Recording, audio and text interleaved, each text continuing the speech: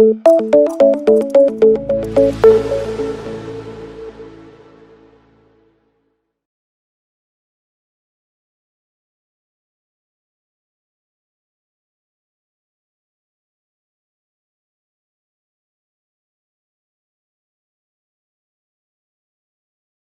you for joining us today for this webinar on using Firetech as a plant-based irrigation decision tool for avocado production.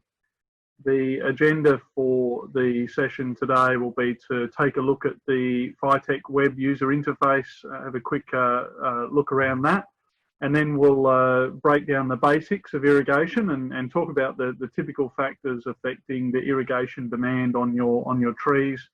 Talk about the traditional decision-making processes that most growers employ, and then we'll take a look at how Firetech address this problem, and particularly the three parts of the Firetech service. The first part being irrigation monitoring, the second part being hyperlocal evapotranspiration calculations, and the third part being the plant status.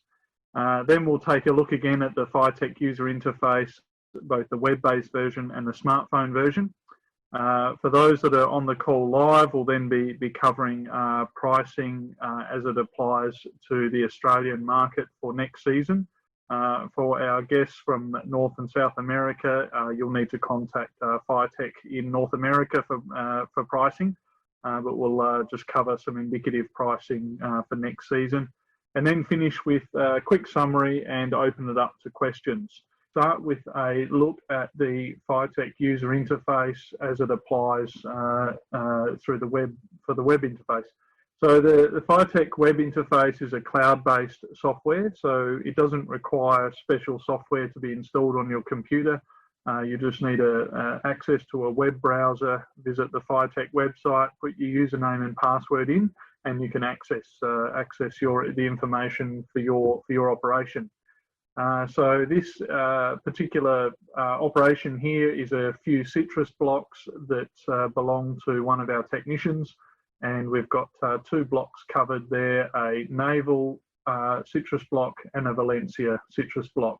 So the background is just a Google satellite photo, just part of Google Maps. And then on top of that, we overlay a polygon or a block over where the irrigation block is for that particular valve. Now, we then apply a transparent color to that based on the plant status for the given day. And so today, both of these are showing a light green color. But we can show different colours depending on the status. And to highlight or to summarise those different colours, we have 5 different colours that we use. So a little bit like a traffic light system. Red to indicate high stress in that block that is going to affect your yield. Orange is a mild stress that may slightly affect the yield. Yellow for low stress that doesn't affect yield, and light green for no stress, the optimum state, the safe zone, so to speak, and then dark green for a potentially saturated state where there's more water available than what the tree needs. So we are determining whether the stress might be because it's a lack of irrigation or lack of water, all the way through to the other end of the spectrum if there's too much water available to the tree. So they're the colours that we use and apply to these blocks. In this interface, we also have some weather information, so I can hover over a little pop-up window there that gives me a forecast of the evapotranspiration for the next few days, and I can also click on the individual blocks to open them. So we'll click on the navel block here, which will start with the Valencia, and we've got a timeline here. So 14 days, it automatically opens to a 2-week view here. It's showing us the status each day here of the last 10 days or so, 8 days maybe. And different colours here, also little blue bars for different irrigation events that took place on those days. I can move along the timeline using the arrows, also change to a 1-week view or a 1-month view. And if I want, go right back in time to earlier in the season. If you have the Firetech service year over year, you can go back to previous seasons as well. But we'll go back with the Valencia here to look at what was happening back here at the start of the year. So from December 30 through to January 12, and warmer months in Australia at that time of the year. And so we see some different colours showing on there. I can click on the navel block and see how that went during the same time frame. And also click on it to bring the window up a bit further and to show more of the actual plant data that's relevant relative to that block. So we have a green graph here that's showing the relative change in the trunk radius throughout that period. And then from that, we're determining the stress colours that we're showing up here on the timeline. Also got the irrigation events, and I can hover a mouse over the irrigation event and see the on time, 8 AM or 8:02 AM through to 9:42 AM, the duration of the irrigation, the amount applied in millimetres, and also the pressure of the system at that time. So on that day, we had 803 millimetres of irrigation applied. Underneath this, for each day, we have a evapotranspiration calculation for each day, so 8.23, 8.76, etc. Got a couple of days here that might have had a bit of rain and a much lower evapotranspiration rate, and yeah, we can see a range of colours there on that. So this is just a quick look at the Firetech interface. We're going to come back to this later, so and we'll go into it in a bit more detail, but just to show you, I guess, the look and the feel of it. Back to the presentation, and so just to cover the typical factors that affect the irrigation demand for your trees. There's a range of factors, and the primary factor, of course, is the weather. We have a range of other factors from the phenological stage of your trees, whether they're flowering or whether they're in a fruit set or harvest stage. The variety, so Hass might require more or less water than Shepherd or Reed or other varieties. That's going to have an impact on the irrigation demand. The age of the trees, so obviously more mature tree is going to require perhaps more water than a new planting. The fruit load, and that's an important one, and we're going to show you in a bit more detail how that affects it. But the fruit load, more fruit on your trees means there'll be a greater irrigation demand. And so if you have a high yielding year, you'll want to irrigate more, or a block that's yielding more, you'd want to put more water on that than a block that might be yielding less. The canopy size and shape, so how you've pruned it or developed the canopy, got to do with the light interception. And that's going to affect the amount of irrigation that you need to apply. Soil characteristics, so different soil types might also, of course, affect the irrigation demand of the tree, as well as finally their nutrition. So there's a range of factors, and we've used a padlock to highlight each of these points, but the padlock is in two different states. So the locked state of the padlock is for all of the factors underneath weather. And they're locked because they don't generally change from one irrigation event to the next irrigation event. So perhaps if you're irrigating daily from one day to the next, really we're not going to see a dramatic change in the phenological stage. The only time that, for example, fruit load, the day you actually harvest, yes, we might see a change in the fruit load from one day to the next. But generally, all of those factors are going to be consistent and only change gradually through the season. And so the factor that is changing frequently every day, and even during each day, is of course the weather.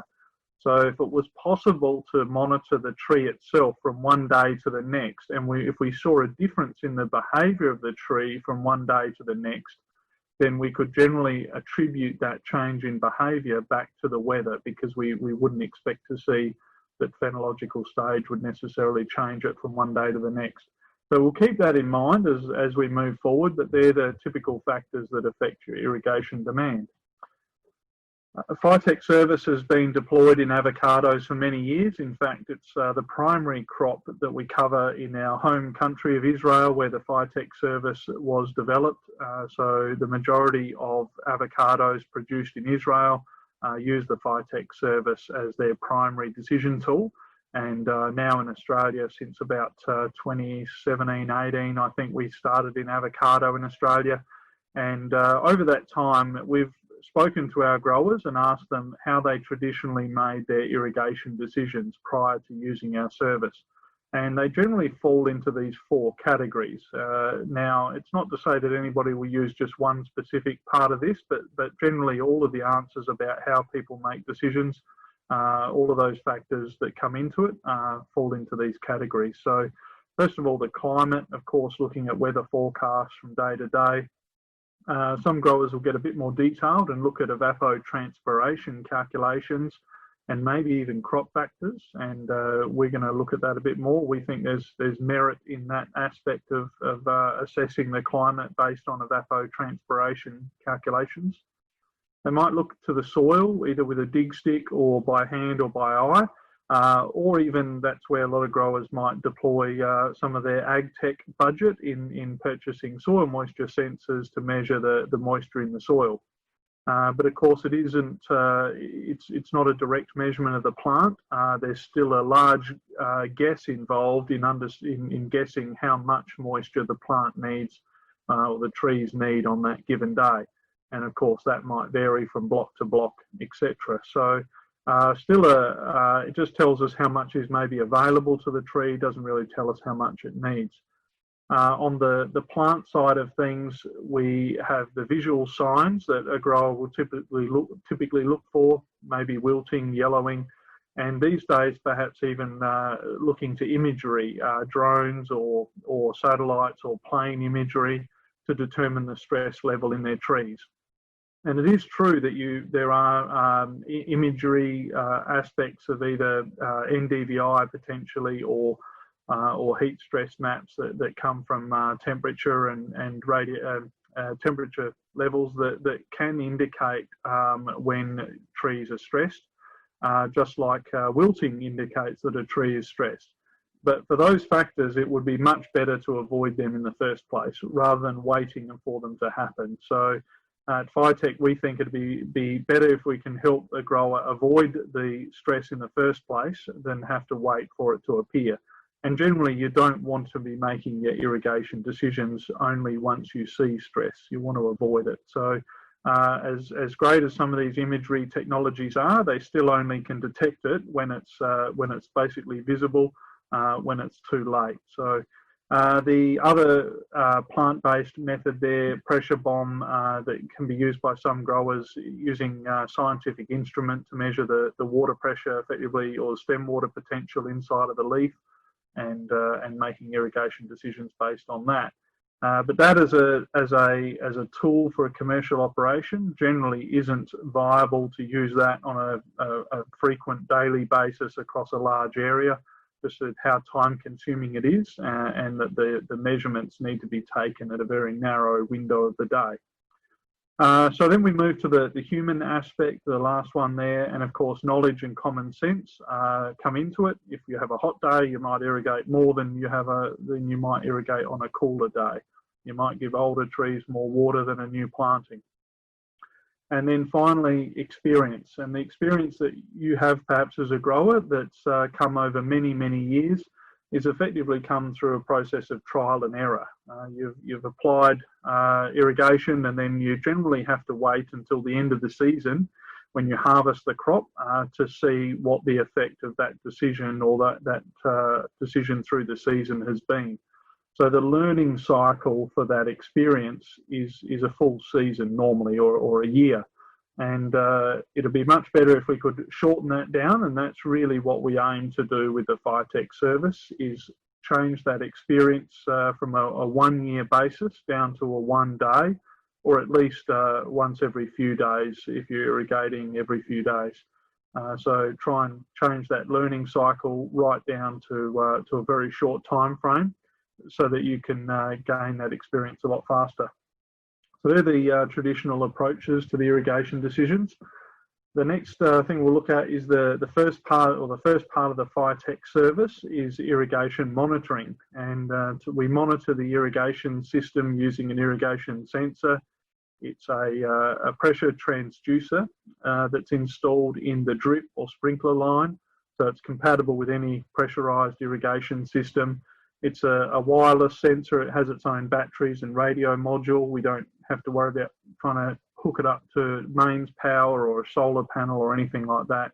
It's got its own battery source, and that collects data on when the irrigation turns on and turns off.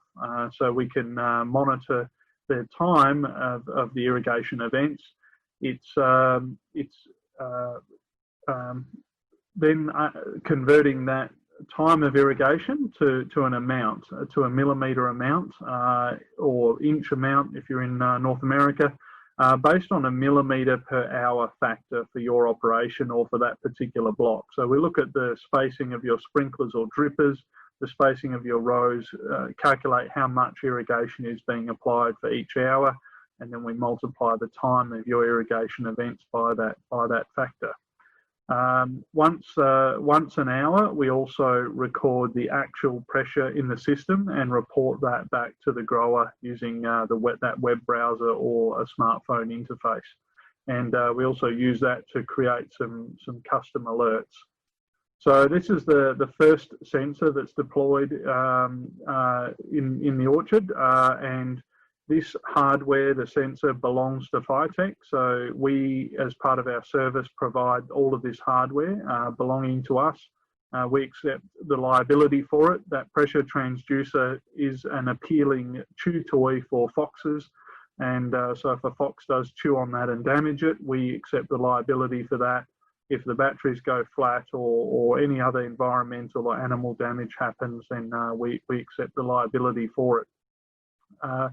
So that's the first sensor that goes in the orchard. The irrigation data that comes from that sensor, we put it on a timeline in a simple format. So this is just a 5-day sort of summary view from a particular block. And we bring that irrigation data in and put it on a timeline. So you can see there that Tuesday there's no blue bar, so there was no irrigation applied on Tuesday. On Wednesday, Thursday and Friday there was irrigation applied in the late afternoon to late evening. And on Saturday we can see a single blue bar in the middle of the day, indicating that the irrigation might have been on around midday. The width of that blue bar is also symbolic of the duration of the irrigation. So shorter irrigation events will be narrower, wider irrigation events or longer irrigation events will be wider. So that's the irrigation data as it might appear on the web interface.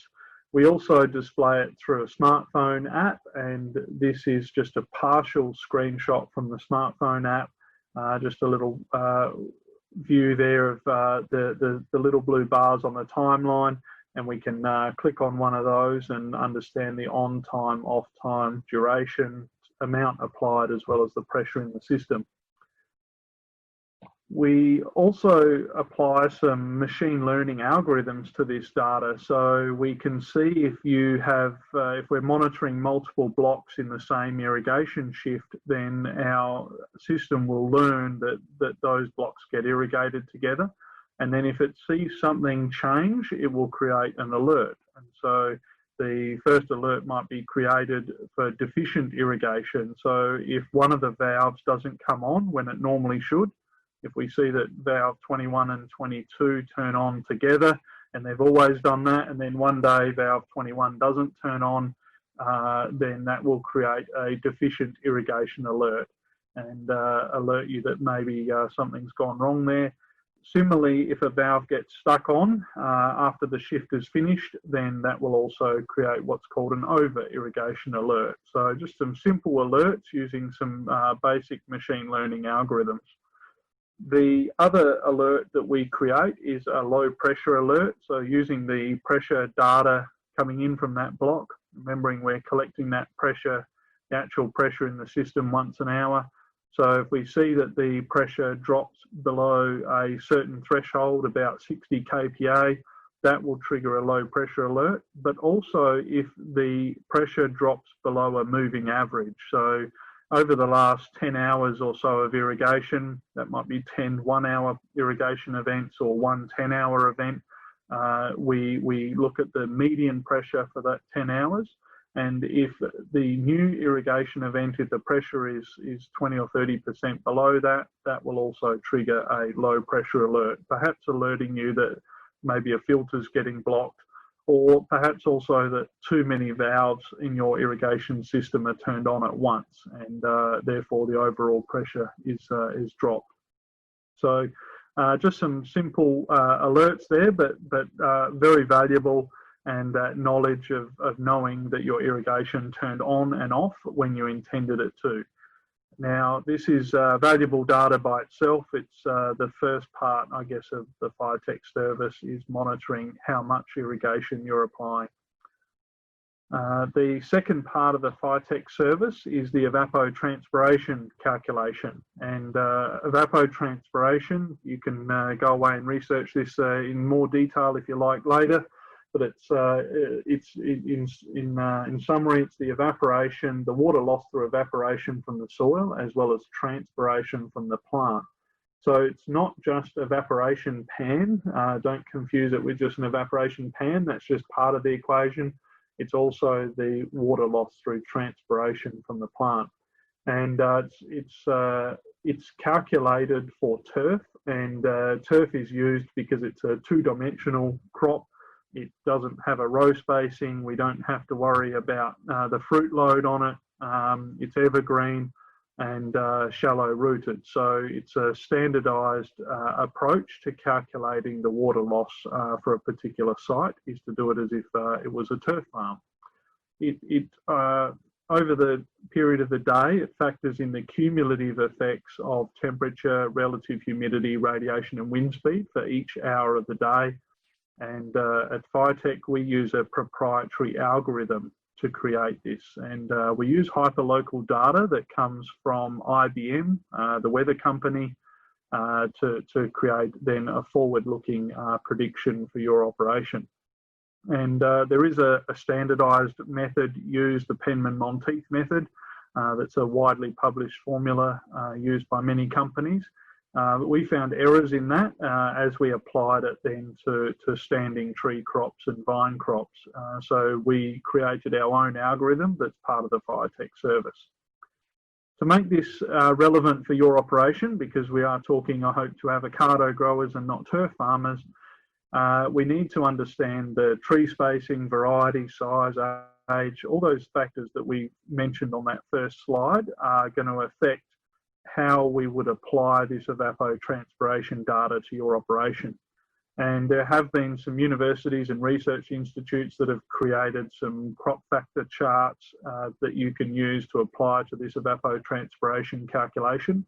But typically they don't factor in all of these variables. So maybe just the age and the variety, but they won't factor in the fruit load or the canopy design or the tree spacing. So it's at Firetech, we think the simplest way to address this is just to let your trees tell you how to make this number, this evapotranspiration number, relevant to your operation. So we needed to provide it to you as a forecast, because we also believe you should be making your irrigation decisions in advance of the weather. We don't want you to irrigate what happened yesterday. We need you to be irrigating what's going to happen today, tomorrow, and in advance. And so we provide it in a forecast format, and you can see an example here from October last year for an orchard in the Riverland of South Australia, and temperature on each day there given in Celsius, and then underneath that or next to that the evapotranspiration number in millimetres. So just varies from day to day, just like the temperature does, but it's really the most relevant number to understanding how much irrigation you need to apply. So that's the second part of the Firetech service. So now we know from the first part how much water you applied, how many millimetres or inches you applied, and from this second part we know how much you might have theoretically lost, presuming you're a turf farm, in millimetres or inches. And so the third part of the Firetech service ties these two together. by looking at the plant itself and how it's using that water. So the third part of the Firetech service, the plant status, uses a sensor called a dendrometer. It's mounted in the tree itself, so a stainless steel screw there. We screw it into the heartwood of the tree, and then it has a little white cap on the outside there that's on a spring-loaded digital ruler, effectively, and it's measuring the relative change in the trunk radius on an hourly level. The dendrometer that we use at Firetech that was designed by us is accurate to 5 microns or 5/1000ths of a millimetre. To put that into some sort of perspective maybe is that one human hair is 100 microns. So if you take a human hair, cut it into 20 slivers, 1/20th of a human hair is the 5 microns, the accuracy of this sensor. So extremely accurate digital ruler. It's temperature compensating, and designed to work outdoors, mounted on the tree throughout the season. It has its own batteries and radio module, wireless like the other sensor, and once again, this piece of hardware is owned by Phytech. So we own the hardware and also the liability associated with that. If an animal damages this or gets water in it or something else happens, any environmental damage or animal damage is covered by us. And we deploy 3 of these in each block, and we'll typically define a block as an irrigation valve. So 3 trees in a block will be monitored using a dendrometer. The first to make it work, the second for statistical confidence, and the third for redundancy. So 3 trees in each block. To determine which 3 trees, we use maybe some NDVI imagery, some other things to come up with some suggested locations based on the median parts of the block.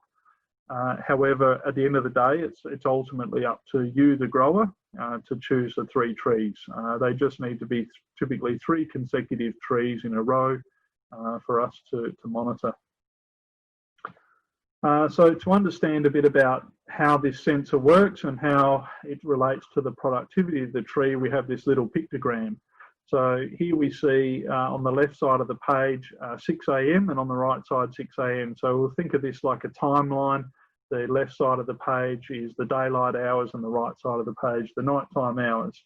And so our sensor is mounted on the trunk of the tree, and what happens is during the day the leaves, the stomata on the leaves open, they're activated by the sunlight, the stomata open and the tree starts transpiring. It loses water through its leaf tissue. And at the same time, the fruit, if there's fruit on the tree, we also see that water moves from the tree into the fruit, from the leaves and the trunk tissue, the branch tissue, into the fruit itself, and the fruit expands in the morning as it takes water out of the tree. And this is an important part of the process of producing the fruit. The carbohydrate sugars that are produced in the leaf need to somehow move to the fruit, and this is part of the process that the tree uses to move those sugars and carbohydrates to the fruit where it's required. So we have a couple of losses happening there. We have the loss to the atmosphere and the loss from the trunk and branch tissue to the fruit itself. We add some more fruit onto the tree and we're going to see more loss as well. So this is where the fruit loading and the size of the fruit can have an effect on how much water the tree effectively takes from itself, how much the fruit takes out of the tree. So it's not all doom and gloom. There is some water coming up through the root system, providing we've got water available to the tree, that there's water in the soil. It enters through the root system. However, an avocado tree has an inherent problem that it's not very efficient. It can't take up as much water as it's losing on an average day. In fact, you could argue it's probably one of the least efficient tree species around. It loses a lot more than what it can take up. And so it does have a large reserve built into the trunk. This is the storage that also acts as the delivery system of taking the water from the roots to the leaves, can also store a lot of water. And our dendrometer on the side of the tree is going to measure that as the day progresses. And so from the morning then to the evening, this is the typical data curve that we would see from a dendrometer as the trunk contracts during the day as it's losing more than what it can take up. And the size of that contraction is relative to the productivity of the tree. The stomata on the leaves are kept open by the water that's available inside of the tree. And when that water runs out, we end up at the leaf wilt stage. But at Firetech, we've analysed this and we can highlight to you the point at which you start to lose 5 to 10% of your productivity. We'll call that an orange status, and once you've started to lose 10 to 20% of your productivity, we'll call that a red status. The wilting status happens at 100% loss.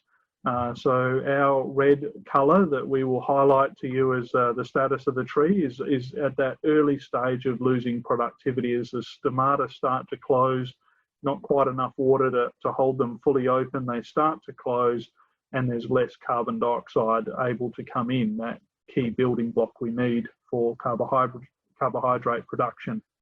So that's the first part of the analytics that we do with the data, is looking at the size of that contraction. As we move into evening, the stomata of the leaves close. There's no sunlight, they're going to close, so the stomata of the leaves close. We don't lose any water anymore to the atmosphere, but the tree now takes water back from the fruit. So the water that was given to the fruit, it was laden with sugar and carbohydrates at the start of the day. The fruit has spent all day effectively stripping away the sugar and carbohydrates from that water, and it gives back the plain water to the tree at the end of the day. So we actually see a partial expansion of the tree as it gets the water back from the fruit. But of course, presuming there's still good soil moisture available, then the tree can also continue to take up water through its root system, day or night. And so if there's good water available to the tree, then we see a full recovery of the tree before the start of the next day. And so that's the second part of the key analytics that we're applying to the data, is looking for the tree finish the day as well or better than it started. And if that green line finished below the black line at the end of the day on the right there, then that will generally be an indicator that there wasn't enough soil moisture available to the tree. So if we reduce the soil moisture, then we typically we might see it drop faster during the day, but we'll also see potentially a failure to recover at the end of the day. And it is important that the tree recovers, because if we then move everything back over to the left side of the page, we want to start the day with a full tank so we can have maximum number of hours with full productivity before we enter that orange or red status. And so if we start the day with less water in the tree, we're going to move faster to a place that we're losing productivity. So that's a summary of the data that we're getting from the trees and how it relates to the productivity.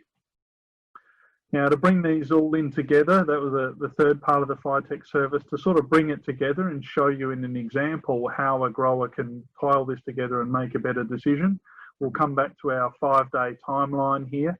We've got Tuesday on the left. We've added the evapotranspiration data to this, so 2.2 millimetres there over on the left, ranging up to 5.9 millimetres on the right. A warmer day on the Saturday than it was on the Tuesday.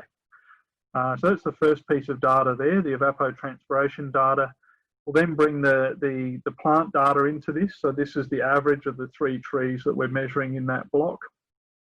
And we see that there's distinctive behaviour there, this contraction expansion, except for the Tuesday, we don't really see any contraction. These contractions and expansions, if they do happen, then it's once a day, one contraction, one expansion. The Tuesday there, we didn't see any contraction. The Wednesday, we saw a medium contraction, relatively small contractions on Thursday, Friday and Saturday. And so each day though here, we've pretty much see a full recovery every day. And so this is the plant status that comes from that data. And this is where we can start to explain why it's easy for us to identify if a tree has too much water available to it as opposed to not enough. So many growers will recognise that a tree can get stressed from being over-irrigated. And the good news is that with the Firetech service, that's easy to identify because we typically don't see any contraction or a tiny contraction on days where there's more water available than what the plant needs.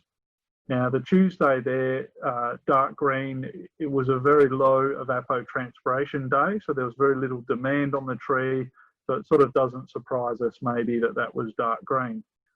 The Wednesday, higher evapotranspiration, and we see that contraction which resulted in at least 1 or 2 hours of that day having a drop in productivity. The orange doesn't say that you lost 10% of your productivity on the whole day, it's just that you lost a small amount of productivity, 5 or 10% for at least 1 hour of that day. Bring the irrigation data into this and put that on the timeline. We saw that earlier. There it is there, the blue bars. So there was no irrigation on the Tuesday. We've got the irrigation Wednesday, Thursday, Friday and Saturday. And for some growers might see something that maybe seems a bit confusing there is that on Wednesday there was irrigation applied, but we're still showing this stress status of orange. And the reason is the timing of the irrigation. So if you look there, sort of line up where these sit on the timeline, the irrigation on the Wednesday happened after the contraction had taken place, where we'd lost some productivity. So the irrigation event was too late to help the tree in reducing that contraction on that Wednesday. It probably helped the tree recover, but didn't help it during the day. The Thursday and the Friday, the grower also irrigated later in the day or the evening. But based on what they learnt on that Wednesday, that if the evapotranspiration rate was going to be above 5 millimetres, their plan was to then, learning from that, to move the irrigation to sooner or earlier in the day. And so our evapotranspiration forecast alerted them that Saturday was going to be 5.9 millimetres. And so they moved the irrigation earlier. The reason they weren't doing that every day was pretty simple. It just came down to electricity costs, that the electricity for this grower for pumping and irrigation was cheaper in the evening. And so from this very small window and just this amount of data, they were able to determine that if the evapotranspiration was above 5 millimetres, no point trying to save money on electricity, put the water on when the tree needs it, move it to the middle of the day, and they were able to stop it from contracting into that state where they could lose productivity. So this is just a small example of how we can tie this data together to help a grower make better decisions in shorter time. So if in a complicated way, this is sort of the scientific approach of what's really happening. If we're basing our irrigation decisions on a 24-hour period, then this is typically what's happening. Applying irrigation, whether you consciously calculate it or just use the colours, you're applying the irrigation as a ratio of that evapotranspiration. The plant verifies the ratio to you, or the timing of your irrigation to you, holding up a scorecard, light green for a good job and red for maybe an area that you need to improve. And then from that, then you adjust that ratio, and using the forecast of evapotranspiration, make your decisions for the future. So that's a summary of, I guess, the learning cycle loop that happens in that 24-hour period. If you are irrigating only every few days, then you just sum those amounts of each day and each irrigation event. Now, another aspect to the Firetech service that's optional for avocado growers is a fruit size sensor. And this sensor is based also on a dendrometer. It's measuring the actual fruit size. So we can install this on the fruit when it's about 20 to 23 millimetres in size, and track the growth of the fruit all through the season, all the way to harvest. The accuracy of this sensor is a little bit lower, as it uses mechanical levers to take its measurement, but it's still accurate to 0.1 of a millimetre. basing also on hourly measurement. And with this sensor, if it's deployed, we will monitor 3 pieces of fruit in a block, typically 1 piece of fruit on each of the 3 trees that are being monitored, and from that we average the data. So this is an optional sensor that can be added to the Firetech service if you want to understand how these plant stress and irrigation is affecting the actual growth and change in your fruit size. To sort of show how the relationship between the data of the tree and the fruit, we've got an example here from about 4 to 6 weeks ago. This is avocado, and we see a 2-week timeline there from April 13 to 26, and we see the tree data, that relative change in the trunk radius, the green graph there, and the analytics of that we applied to that data is what triggered the different colours that you see at the top. From dark green there on one of the days through to light green, yellow, and 1 day of orange. The fruit size data from the same period look like this from that block. So we've got the average of the 3 trees, we've got the average of the 3 pieces of fruit, and the data look like that. Now there is a scale on the right side there, but it's difficult to see. So just sort of indicate what sort of size expansions, contractions we're seeing of the tree and the fruit to put it in perspective. So they're not quite to the same scale. The tree there on that particular day was a 1/4 of a millimetre. So remembering that we're measuring this to 0.005 of a millimetre. So that the accuracy of that sensor, this is well within the accuracy range of the sensor. The tree has moved or contracted a 1/4 of a millimetre. On the same day, we've seen a change in a spike in the fruit size and expansion of 1 millimetre on the same day. So just looking at the timing of these, because they're in alignment, you might note that this is how we know that water's moving from the tree to the fruit. So if we draw a line through here at 7 a.m, that's the peak of the trunk diameter is at 7 a.m, but that's the trough of the fruit size. So from 7 a.m. moving forwards, the trunk is contracting, while 7 a.m. moving forwards, the fruit is expanding. And so if you can imagine you have a lot more fruit on your trees, then that's a lot more water that's being taken by the fruit, and therefore less water left in the tree to keep the stomata open and to keep that photosynthesis productivity happening. And so this is a clear indicator of why fruit load can have a significant effect on irrigation demand of your trees. The fruit there, just to make note, for that time of the year, 73 or 74 millimetres was the overall size. So seeing a 1 millimetre change of size over that. You note also the day in the middle. It sort of stands out on the green graph there, but also on the fruit graph, that the day here where there was no real contraction, it was probably a rainy, drizzly day by the looks of it, overcast, perhaps low evapotranspiration, so there wasn't much demand. But we also note that the fruit size didn't change much on that day. We don't see any noticeable peak in it, indicating that there wasn't any real chance for the fruit to grow that day, to take that water laden with carbohydrates and sugars and to strip it of the carbohydrate and sugar. So an indicator that if you are over irrigating, then this is the behaviour that you'll typically see of the tree and also of the fruit. So you can just as much as you can harm the fruit development with under irrigation, we can see very clearly in avocado the same is true for too much water. And of course in avocado we have the other effect of Phytophthora that plagues many growers of root rot. So that's a breakdown of the fruit size and how it relates to the tree.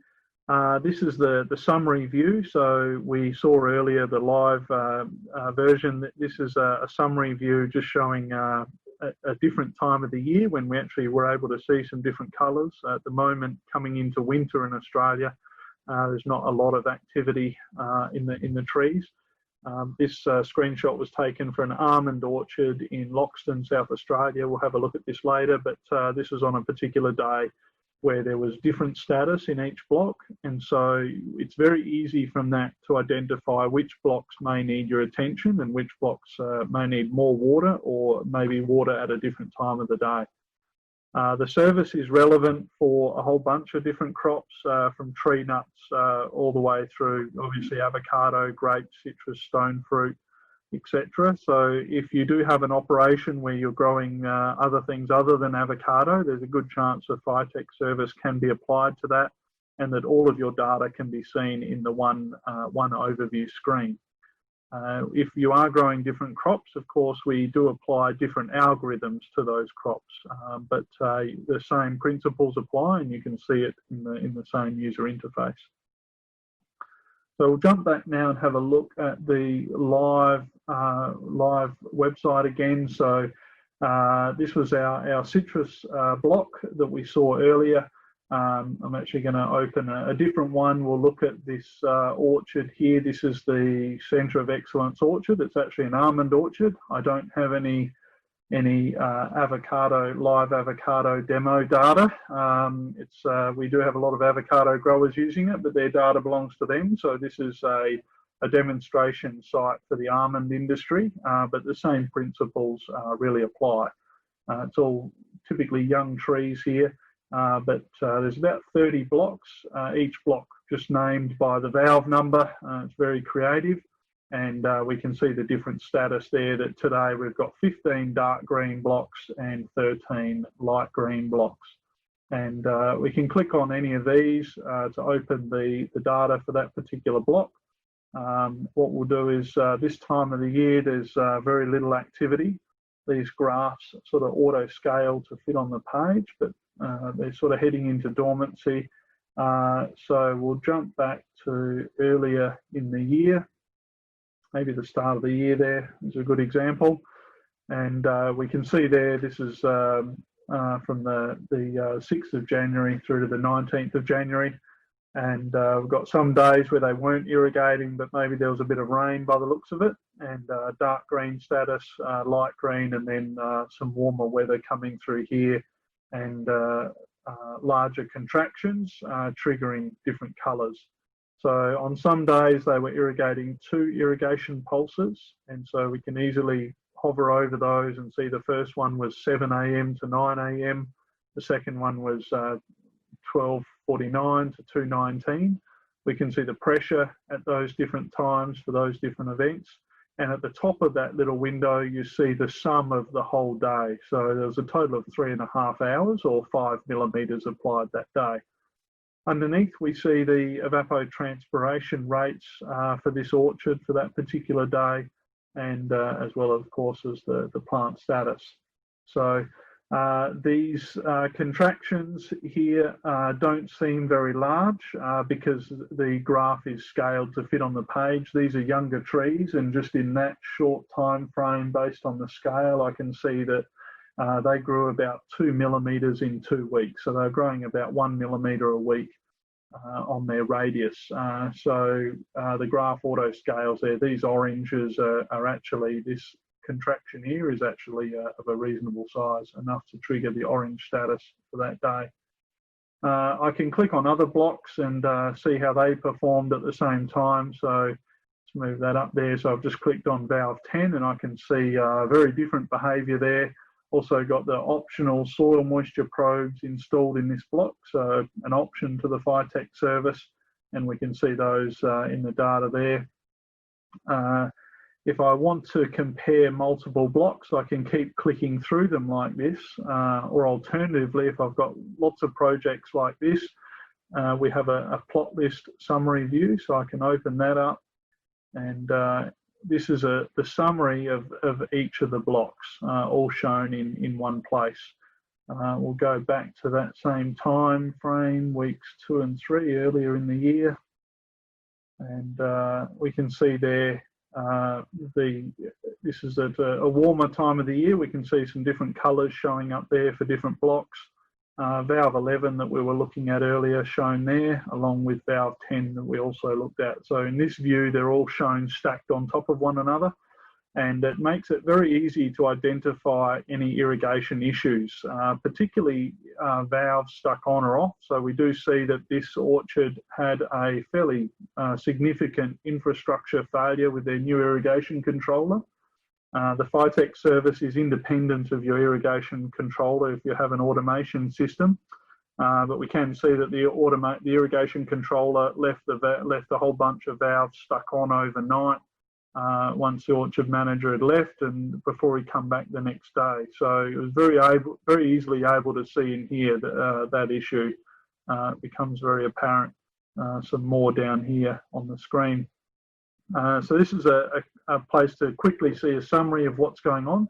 We can also use this to sort of understand how to make irrigation decisions. So if we've got two blocks here, perhaps valve 22, the name is just above it, and valve 23 below it. We see that they're being irrigated probably on the same irrigation shift.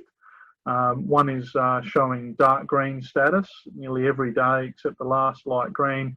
The other one was a mixture of light green, dark green, and even some red days shown in there. So these blocks being irrigated the same. We see the sum of the irrigation shown here for the whole week. So each of these little blue bars have an amount associated with them.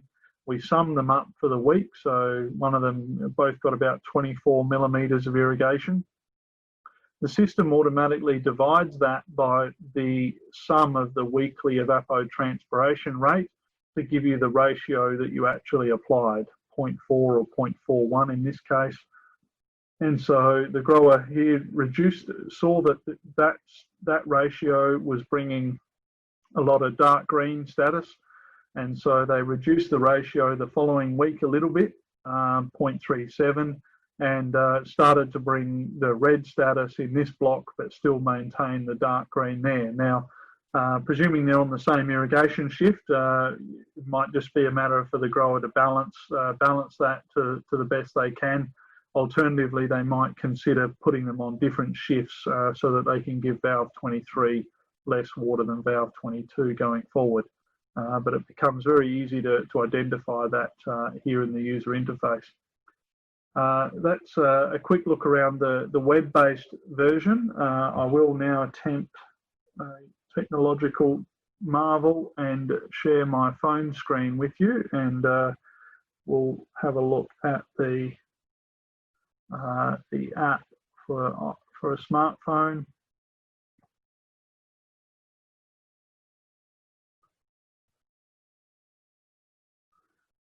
So I think we've got that sharing now. There we go. So this is the Firetech plant app, the primary app that our growers use. We've got a range of orchards there. These are sort of 4 sort of demonstration sites. So if you have multiple orchards, they would appear here, and you see little badge icons for the number of blocks and the status of those blocks. So the Almond Board of Australia is the orchard that we just saw that had the 28 odd blocks there, 13 in light green, 15 in dark green. We also see here this little olive block that we have somewhere around Mildura. The irrigation is actually turned on there, and so that's showing up on there. There's only one block, and that one block is currently getting irrigated. So we also see the irrigation status showing up, live irrigation status. We'll click on the Sunlands citrus, which is the citrus one that we looked at earlier. We can look at it as a map view. So there were the 2 blocks, the Valencia and the navel blocks.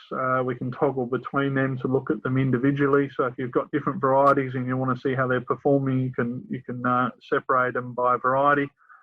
We can also open that to look at that timeline or that plot list data. The smartphone app will just show you the last 5 days plus today and tomorrow. If you want to go back further in time, then you need to go to the web browser. But if you're just looking in the last 5 days, then pretty much everything that you saw on the web browser is available in the smartphone. You can click on an irrigation event there. I can see that irrigation, when it turned on and turned off, the amount applied, the pressure in the system, and also that there were no irrigation alerts that day. If there are any alerts, they'll show up here as a little black icon that something went wrong. We can click on the irrigation for the other block for that day and look at what happened. We also have on here the fruit size data. So this is citrus, so it's still hanging on the tree. The navel oranges currently sitting at about 82 millimetres in size. You can see the growth in the last 7 days was 0.4 of a millimetre. The map view here showing roughly where the sensors are located in relation to the boundary of that block. I can click on the graph icon here and open it up to look at the graph of the plant and swipe sideways and have a look at the graph for the fruit. We also see in there the black line is a target or trajectory line based on the growth that you want, or the final growth that you want to achieve for the season. So if you do have the fruit size sensors installed, you can nominate a target size and date and then track your progress versus that. So we see at the moment they're sitting pretty much spot on the line with the fruit graph. We also see at the top there the evapotranspiration rate for each day, as well as then the forecast for tomorrow. If I want to look a bit further in front, you can click on the forecast icon there, have a look at the next 3 days, swipe sideways and look at the further 3 days after that. So look at 6 days in advance there for the forecast. And that's a quick look at the app. If we have multiple blocks, we can sort them by the plant status, the name, if there's any alerts associated with them, that's low irrigation or under irrigation, over irrigation or low pressure, as well as sorting them by fruit size if we have those sensors installed. The smartphone app does offer some push notifications. So in the settings of that, we can turn on or change whether you want the irrigation, the default to show as amount or duration. We can also change whether you want the water pressure to show as KPA, the metric, or PSI, the old imperial. And you can also turn on notifications here, push notifications, little text messages that'll pop up on your screen. So we can turn them on if we want to get notified when any blocks are in stress, get notified if there's any irrigation alerts, and also get notified even when an irrigation turns on or turns off. And finally, down the bottom there, if anybody's colorblind, there is a colorblind mode that can be applied to that for those colors, those stress colors that we showed. That's a quick overview then of the smartphone app, and that's available, of course, for iPhones and Android. And we'll go back to sharing the main screen. And I understand my time's almost up. We are almost done. Back to the presentation. So to summarise then, the Firetech service, it's a plant-centred decision tool using your trees, your irrigation and your weather. So everything's based on your operation and your trees. It is a true software as a service model, meaning that we own all of that hardware, all of those sensors, the data loggers. You just need to bring a smartphone or a PC with a web browser so that you can access the data. But it is a true software as a service. We don't ask you to buy hardware and then pay us a fee to access the data. We own all of that hardware.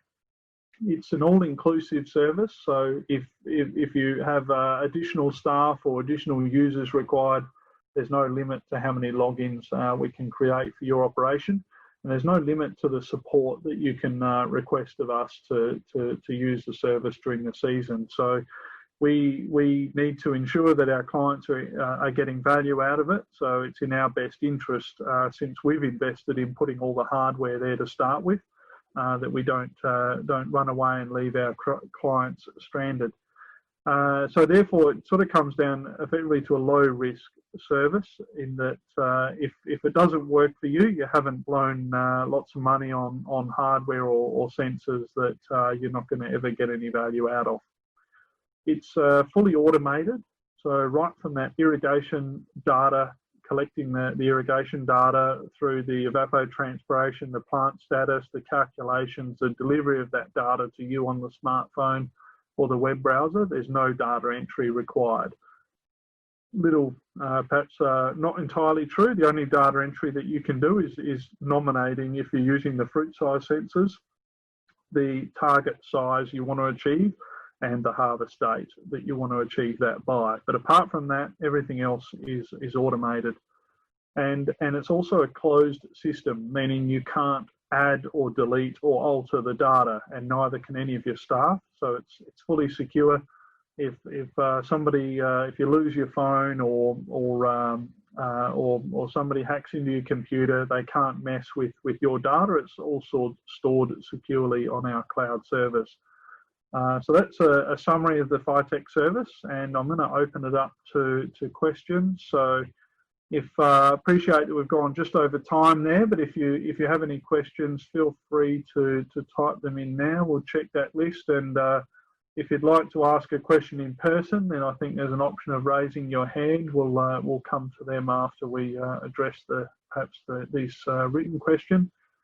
So I have a first question, just one question here.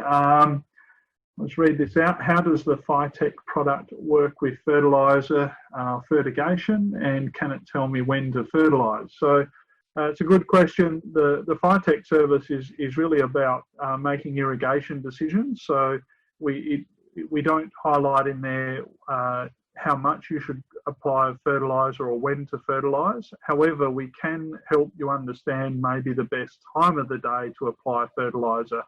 So where we see that contraction of the trunk each day, as the trunk contracts, the level of suction in the plant is higher. So we can actually help you very easily understand the best time of day to apply fertiliser.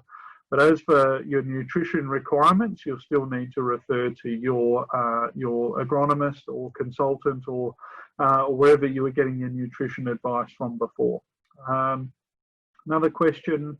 Is the pressure recorded the last reading or an average? So the pressure that's shown is the median for that irrigation event. So if you irrigated for 3 hours and we caught 3 individual readings, then the reading that you see for that event is the median pressure. And we do that just in case on the opening or the closing of the valve might be a much lower pressure. For example, if it's just turned off on that right when we're taking that last reading, so we use the median pressure. If there's only one event, then that's, or 1 hour, then that's the amount that will be shown. Can the Firetech system utilise on-farm weather observations? So the answer to that is no. We used to deploy weather stations. They were an optional part of the Firetech service, and we did deploy a lot of weather stations in years gone by. However, we found that the IBM or weather company data was their model data, hyperlocal format, was as accurate as us putting a weather station on the farm. And the weather station wasn't giving us what we really wanted or what we really needed, and that was the forward-looking forecast. So unfortunately, there's still no weather stations available that can tell you what happens or what's going to happen tomorrow. And so we need to rely on that IBM data, and what we saw was tracking their model data versus what we actually recorded. They were accurate 99.9% of the time. So that's the last of the written questions that I see there, and just see if there's any raised hands. Nobody's willing to come live, but that's all right. We appreciate you joining us today, and yeah, I hope you got something out of that. Our contact details are there, and feel free to contact us if you'd like to know more about how it might work specifically in your operation. Thank you for joining us today, and enjoy the rest of your day.